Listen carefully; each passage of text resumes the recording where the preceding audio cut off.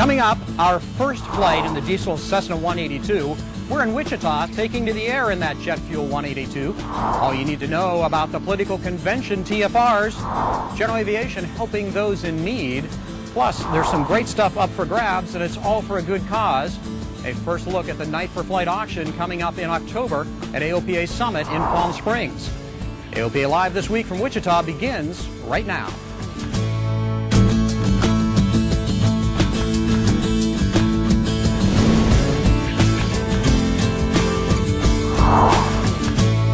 Hello and welcome to the air capital of the world. Welcome to Wichita. You know, AOPA Live this week goes wherever we need to bring you the stories and, more importantly, the video you want to see.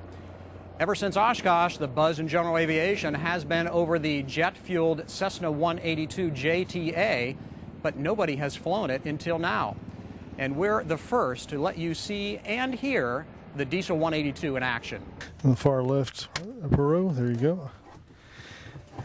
And it's ready to crank. Clear prop.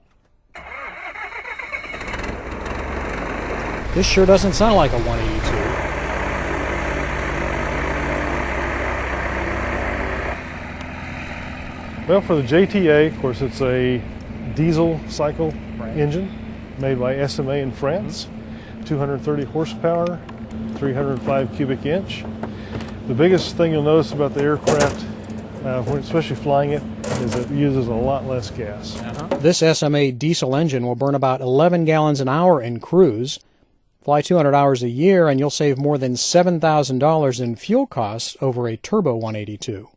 If you look on your left-hand side, the inlet on your left is actually intercooler air that cools off the air from the turbo going to the manifold. Right.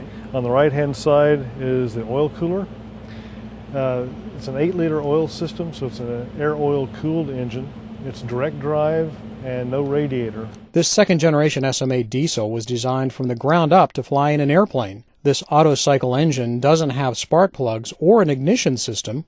The 15-to-1 compression ratio is what ignites the jet fuel, and it's only jet fuel that it burns. It doesn't burn diesel. The cylinders are quite different on a compression engine, or compression ignition air engine than on a conventional spark plug engine. Part of the difference you'll see on here is you got the cylinder heads that are actually held on with the through bolts that actually go all the way through the engine case to the other side.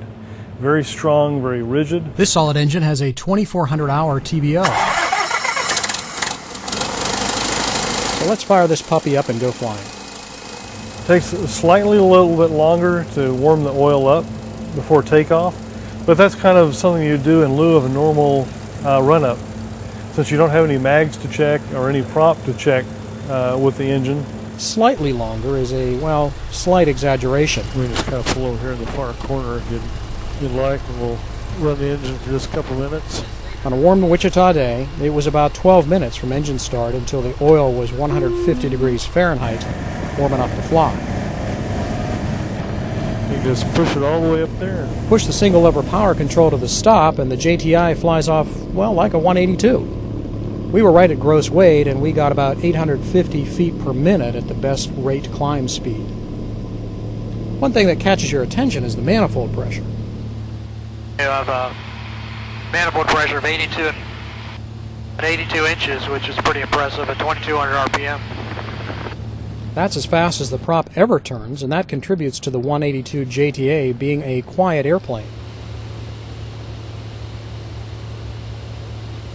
Perhaps not so much on the inside, but most notable during a flyover.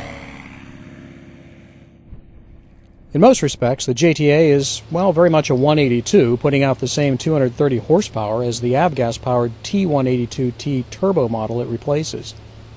As a result, cruise speeds are quite similar, with the JTA reaching its best speed at about 12,000 feet, whereas the T182T is faster at closer to 20,000 feet.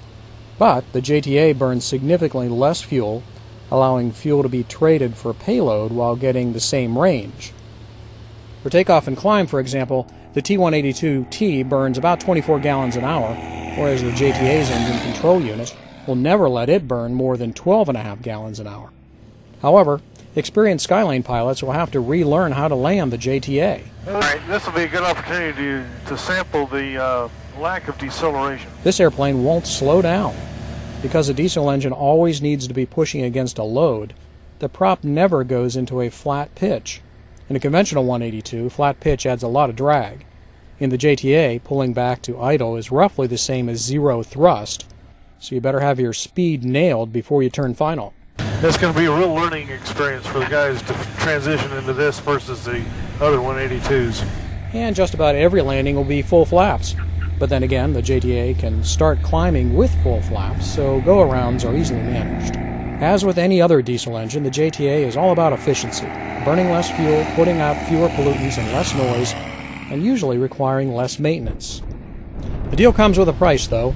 The JTA will check in at $515,000 when it becomes available mid-2013, compared to a 2013 T182T price of $480,000.